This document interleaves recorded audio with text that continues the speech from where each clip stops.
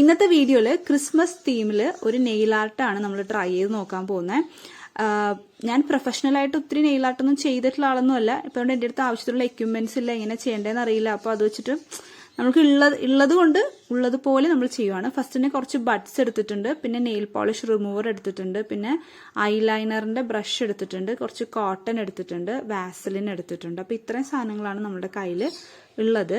ഇപ്പം ഞാൻ ചെയ്യാൻ വേണ്ടി എടുക്കുന്ന സാധനങ്ങൾ ഇതൊക്കെയാട്ടോ. പിന്നെ ഇതാണ് ഐലൈനറിന്റെ ബോട്ടിൽ. ഇത് ലാക്മേയുടെ എന്തോ ഐലൈനർ ആണെന്നാണ് എൻ്റെ ഒരു ഓർമ്മ.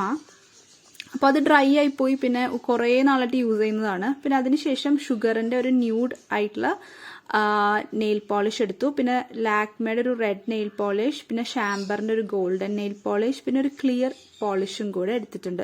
അപ്പോൾ ഇത്രയും സാധനങ്ങളാണ് നമ്മൾക്ക് ഇപ്പോൾ ആവശ്യമുള്ളത്. ഇതിപ്പോൾ എന്താ പറയുക, ഞാൻ ഫസ്റ്റ് തന്നെ നെയിൽ പോളിഷ് ഒക്കെ റിമൂവ് ചെയ്തിട്ടുണ്ട് കേട്ടോ. എൻ്റെ ഫിംഗറിൽ ഉണ്ടായിരുന്ന നെയിൽ പോളിഷ് ഒക്കെ റിമൂവ് ചെയ്തിട്ടുണ്ട്. അതിനുശേഷം ഇപ്പോൾ എന്താ ചെയ്യണ്ടേ എന്ന് ഞാനിങ്ങനെ ആലോചിക്കുകയാണ്. അപ്പോൾ കുറച്ച് വാസലിൻ അപ്ലൈ ചെയ്യാമെന്ന് വിചാരിച്ചു. കാരണം ഇപ്പോൾ വിന്റർ ആയതുകൊണ്ട് വലിയ തണുപ്പൊന്നും ഇല്ലെങ്കിലും ക്ലൈമറ്റ് ഭയങ്കര ഡ്രൈ ആണ്. അപ്പോൾ സ്കിന്നൊക്കെ ഡ്രൈ ആയിരിക്കുമല്ലോ. അപ്പോൾ അതുകൊണ്ട് ഫസ്റ്റ് തന്നെ ഒരു ന്യൂഡ് നെയിൽ പോളിഷാണ് ഞാൻ അപ്ലൈ ചെയ്യുന്നത്. വൈറ്റും റെഡും ഗോൾഡനും കൊടുക്കാമെന്നാണ് വിചാരിച്ചത്. പക്ഷെ വൈറ്റ് നമ്മൾ അപ്ലൈ ചെയ്ത് കഴിഞ്ഞാൽ പിന്നെ നമ്മൾ ഫുഡ് കഴിക്കുമ്പോൾ ഒക്കെ എന്താ പറയുക, വൈറ്റിൽ യെല്ലോ കളർ ആവില്ലേ. അപ്പോൾ അതുകൊണ്ടാണ് ഇപ്പം ന്യൂഡ് ഷെയ്ഡ് ഞാൻ എടുത്തത്. അങ്ങനെ എൻ്റെ 5 ഫിംഗറിലും ഞാൻ ന്യൂഡ് നെയിൽ പോളിഷ് അപ്ലൈ ചെയ്തിട്ട് അടുത്ത് ഇതിനെപ്പറ്റി ആലോചിക്കുവാണ്. കാരണം ഞാൻ പറഞ്ഞില്ല, എനിക്ക് ഒരു ഐഡിയ ഒന്നുമില്ല. ഞാനിപ്പോൾ വീഡിയോ എടുക്കുമ്പോൾ എന്തോ എനിക്ക് തോന്നുന്നത് ചെയ്യുന്നു എന്ന് മാത്രം. അപ്പം നെയിൽ പോളിഷ് അപ്ലൈ ചെയ്ത ശേഷം ബഡ്സ് വെച്ചിട്ട് ഈ നെയിൽ പോളിഷ് റിമൂവറിൽ ഡിപ്പ് ചെയ്തിട്ട് ആണ് സൈഡൊക്കെ ക്ലീൻ ചെയ്യുന്നത്. കാരണം എന്താണെന്ന് വെച്ചാൽ ഞാൻ എപ്പോഴും നെയിൽ പോളിഷ് അപ്ലൈ ചെയ്യുമ്പം നെയിൽസിൽ മാത്രമല്ല സൈഡിലൊക്കെ ആവും. അപ്പം ഞാൻ ഇങ്ങനെയാണ് ക്ലീൻ ചെയ്യാറ്, ഈ ബഡ്സ് വെച്ചിട്ടാണ് ക്ലീൻ ചെയ്യാറ്. അപ്പോൾ അങ്ങനെ ക്ലീൻ ചെയ്ത് കഴിഞ്ഞപ്പം ഇതാണ് എൻ്റെ ഫിംഗറിൻ്റെ ഒരു അവസ്ഥ. അതിനുശേഷം ഞാൻ കുറച്ച് സമയം ഡ്രൈ ആക്കി. അപ്പോൾ ഞാനിങ്ങനെ ആലോചിക്കുന്നുണ്ട് എന്താണ് ചെയ്യാൻ പറ്റുക. അപ്പോഴാണ് എനിക്കൊരു ഐഡിയ വന്നത്, റെഡ് വെച്ചിട്ട് ചെയ്യാം. അപ്പം എന്താ പറയുക, വലിയ ഐഡിയാസ് ഒന്നുമില്ല. നേരത്തെ ഒരു പിക്ചർ കണ്ടിട്ട് ഇതുപോലെ ചെയ്യാം അങ്ങനെയുള്ള ഐഡിയാസ് വെച്ചിട്ടൊന്നും അല്ല ഞാനിത് ചെയ്യുന്നത്. ചുമ്മാ ഒരു രസത്തിന്റെ പുറത്ത് ട്രൈ ചെയ്ത് നോക്കുന്നതാണ്. ഒത്തിരി വീഡിയോസൊക്കെ കണ്ടു ഞാനിങ്ങനെ നെയിൽ ആർട്ടൊക്കെ ചെയ്യുന്നത്. അപ്പോൾ എന്തായിരിക്കും എന്നറിയാൻ വേണ്ടി ട്രൈ ചെയ്ത് നോക്കിയതാണ്. അപ്പോൾ ഞാനങ്ങനെ ഒരു എന്താ പറയുക, ഫസ്റ്റ് ഫിംഗറിൽ ഒരു ക്രോസ് ആയിട്ട് റെഡ് ഇങ്ങനെ വരച്ച ശേഷം അത് ഫില്ല് ചെയ്ത് കൊടുക്കുകയാണ്. ഞാൻ ചെറുതിലെ സ്കൂളിലൊക്കെ പഠിക്കുമ്പോൾ പിന്നെയും 1-2 തവണ ഞാൻ ഇങ്ങനെയൊക്കെ ചെയ്തിട്ടുണ്ട്. എല്ലാ ഫിംഗറിലും പല കളേഴ്സൊക്കെ ഞാൻ അടിക്കുമായിരുന്നു നെയിൽ പോളിഷ്. ആ സമയത്ത് 11th and 12th ഒക്കെ പഠിക്കുമ്പോൾ. പിന്നെ അതുപോലെ തന്നെ പൈനാപ്പിളിന്റെ ഡിസൈനില് യെല്ലോയും യെല്ലോ നെയിൽ പോളിഷ് അടിച്ചിട്ട് ഫുൾ ഇങ്ങനെ ക്രോസ് ചെയ്ത് ബ്ലാക്ക് വെച്ച് ഇതുപോലെ ലൈൻസ് ഇട്ട് കൊടുക്കുമായിരുന്നു. അങ്ങനെയൊക്കെ ചെയ്യുമായിരുന്നു പണ്ട്. പിന്നെ ഞാൻ അതൊന്നും ചെയ്യാറില്ല. അപ്പോൾ ഇപ്പൊ കുറേ നാൾക്ക് ശേഷമാണ് ഞാൻ ഇങ്ങനെ കഷ്ടപ്പെട്ടിരുന്ന് നെയിലിൽ ഒരു ആർട്ട് ചെയ്യുന്നത്. അപ്പം നമുക്ക് നോക്കാം എങ്ങനെയായിരിക്കും എന്ന്. ഞാനിപ്പോൾ 2 ഫിംഗറിൽ എനിക്ക് ഇഷ്ടപ്പെട്ട 1-2 ഡിസൈൻസ് അപ്ലൈ ചെയ്ത ശേഷം ഞാൻ ക്ലീൻ ചെയ്യുകയാണ്.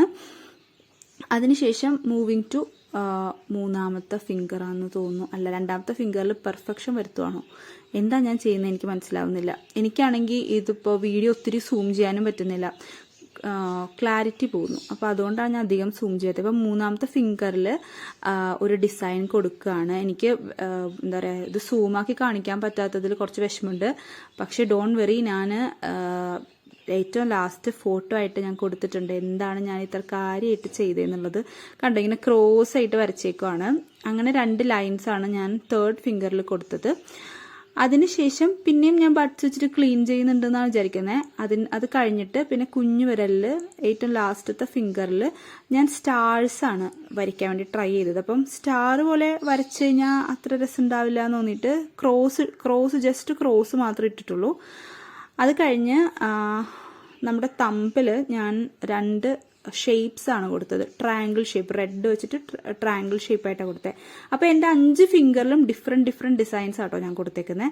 അതിനുശേഷം സൈഡൊക്കെ നന്നായിട്ട് വൃത്തിയാക്കുകയാണ്. ഞാൻ നേരത്തെ പറഞ്ഞല്ലോ, ഞാൻ എപ്പോൾ നെയിൽ പോളിഷ് അപ്ലൈ ചെയ്താലും എല്ലാ സൈഡിലൊക്കെ ആയിട്ട് നന്നായി വൃത്തികേടാവും. അപ്പോൾ അതുകൊണ്ട് അങ്ങനെ വൃത്തികേടാവാതെ മാക്സിമം നന്നായിട്ട് തന്നെ ചെയ്യാണ്. അതിനുശേഷം ഒരു ക്ലിയർ നെയിൽ പോളിഷാണ് അപ്ലൈ ചെയ്യുന്നത്.